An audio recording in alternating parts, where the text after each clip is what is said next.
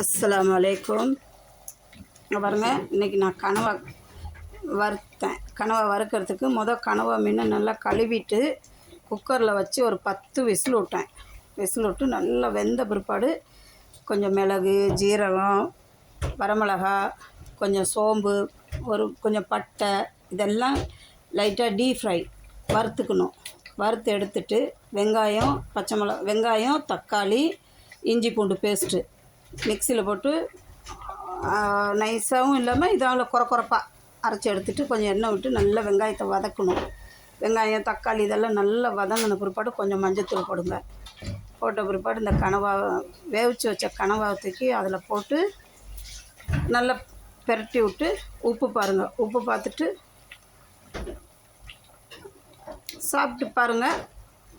உப்பு சரியாக இருந்தால் ஓகே, உப்பு பத்தலைன்னா உப்பு கொஞ்சம் போட்டுக்கோங்க. வெரி சிம்பிள், ஆனால் டேஸ்டியாக இருக்கும். 5 ஸ்டார் ஹோட்டலை விட டேஸ்ட்டாக இருக்கும்.